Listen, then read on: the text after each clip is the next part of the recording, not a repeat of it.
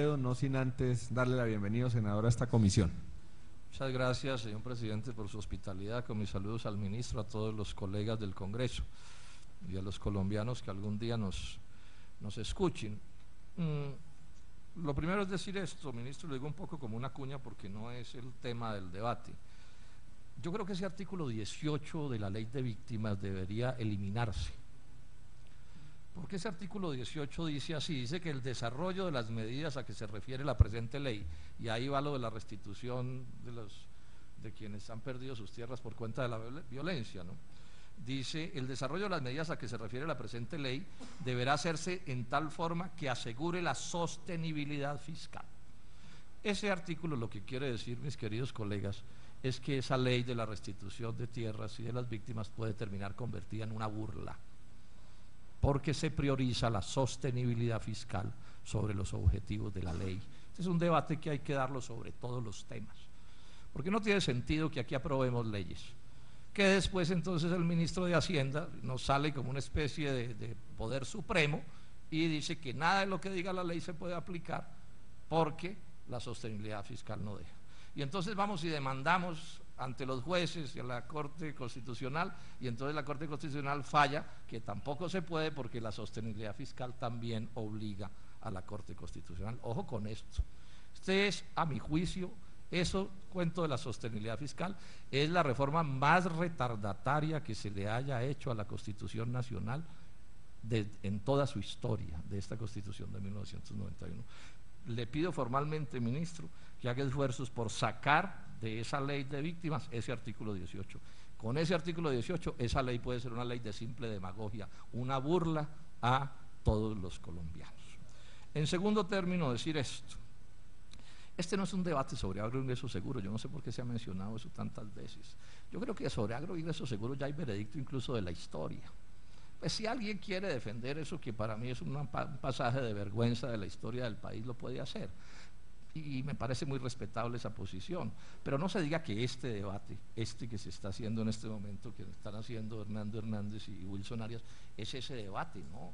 Este es un debate, este que se está haciendo hoy es infinitamente más importante y más complejo y más grave que el de agroingreso seguro. Es decir, agroingreso seguro al lado de este tema es una especie como de pequeña pajita. Aquí estamos hablando, mis queridos colegas, de un debate mundial. Hoy en el mundo, en África, en Asia, en América Latina, el Banco Mundial, todo el mundo está opinando sobre este tema de la extranjerización de las tierras rurales. Los coreanos intentaron comprar 1 millón de hectáreas en Madagascar, en Brasil se está legislando sobre esto, en Uruguay, hay un debate mundial sobre esto. Yo les hago un llamado muy cordial a que ahí sí que no satanicemos al revés.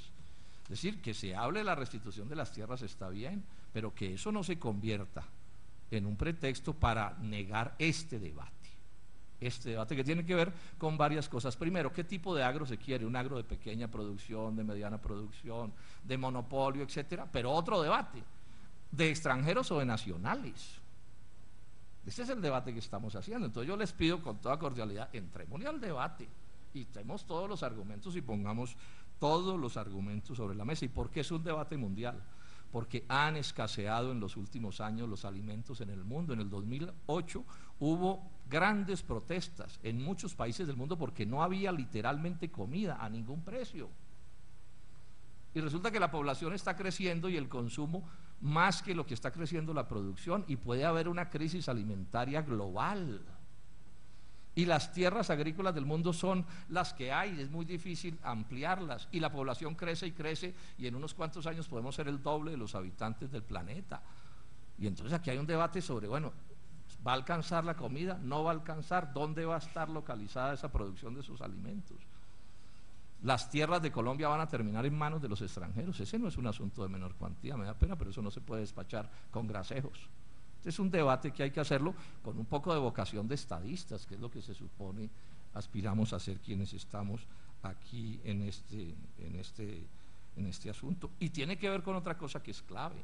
Todos estamos porque se desarrolle el agro. Esto no es la simplificación, no. Es que los que no están de acuerdo con el gobierno del doctor Santos es que no les gusta el progreso y no les gusta la técnica, no les gusta que el país se desarrolle. No, tampoco. Esto es bien complejo. Es decir, ¿qué tipo de agro vamos a tener en Colombia, ministro?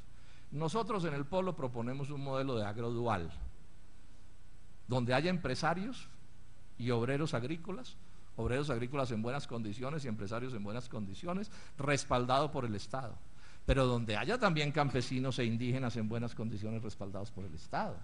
Y aquí aparece una discusión, ¿qué tipo de empresarios?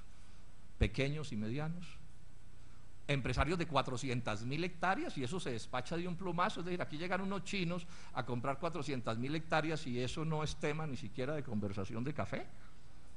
¿Eso es un asunto de menor cuantía? No, yo creo que ese es un asunto clave.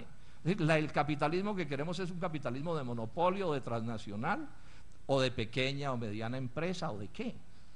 Yo repito, sobre esto se puede tener la posición que se tenga, pero yo creo que nos equivocamos todos, o se equivocan ustedes que están en el poder si hacen esfuerzos por negar este debate. Nosotros tenemos el derecho a pedir que se dé. Ustedes pueden tener la posición que quieran, el ministro puede tener la posición que quiera, pero el debate hay que hacerlo de cara al país. El único tema agrario colombiano no es el tema de la restitución de las víctimas. Eso ni siquiera, estrictamente hablando, constituye una política agraria. Eso es una política de restitución de unas tierras. Es como que uno vaya por la calle, una alcantarilla que no tiene tapa y uno se cae en la alcantarilla y después el alcalde le paga la pierna que se rompió. Sí, que le pague está bien, pero eso no es una política urbana todavía. Sí, la política urbana es una cosa más compleja. ¿Cuál es la política agraria?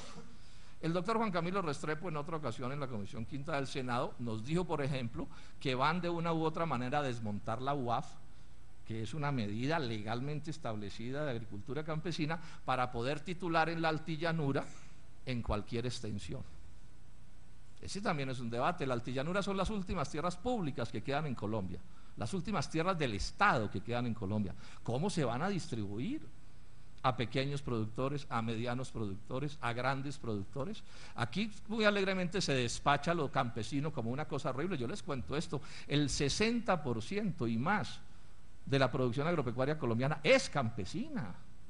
Entonces tampoco levanten la teoría de que es que si es campesino es malo, que es que si es campesino es negativo, que es que si es campesino no sirve. ¿De dónde sacaron esa historia? El café no es en muy buena medida agricultura campesina, la papa, la panela, el maíz, de cuántas cosas podemos hablar. Agradezcámosle a esos compatriotas. Y no están produciendo porque el Estado les regala la plata, paja. Más del 90%, más del 95% de la economía campesina la hacen los campesinos solos por su cuenta, contra un Estado negligente que no los respalda como debiera.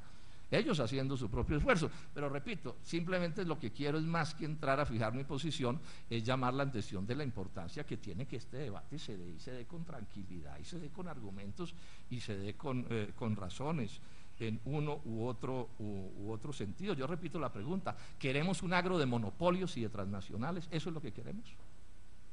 ¿Eso es positivo? ¿O queremos un agro, por ejemplo, con empresarios pero pequeños y medianos, o en proporciones razonables? El presidente Uribe habló de haciendas de 40 a 45.000 hectáreas. ¿Eso es lo que queremos en Colombia? Porque se puede hacer economía de otra manera. Sí, en Europa no es ese tipo de empresa la que funciona en términos generales, en sectores agropecuarios muy modernos y muy desarrollados.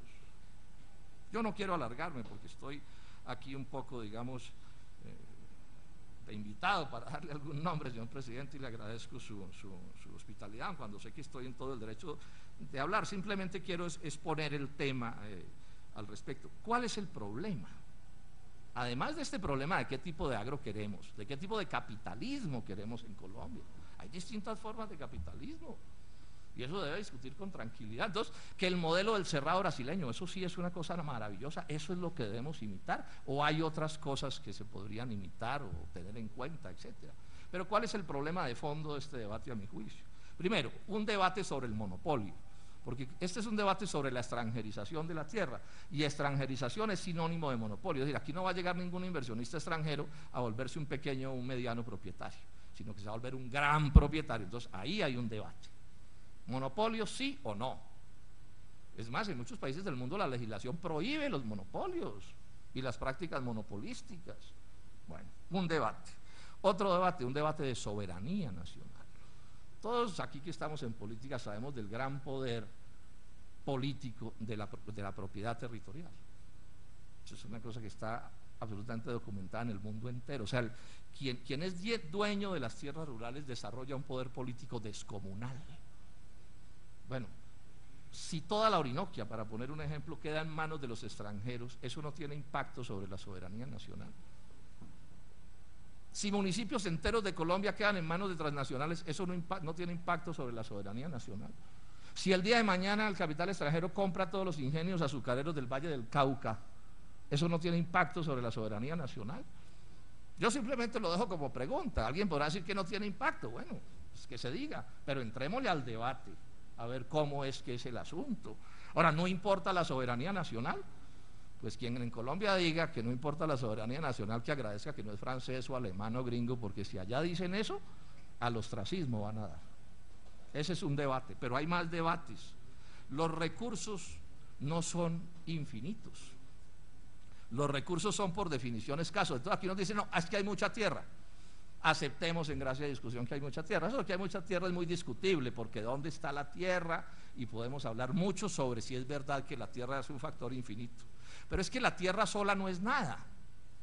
Suelo repetir la frase de un líder indígena: los indios no somos lombrices, no comemos tierra, porque él tenía tierra pero no podía producir nada en su pequeña parcela.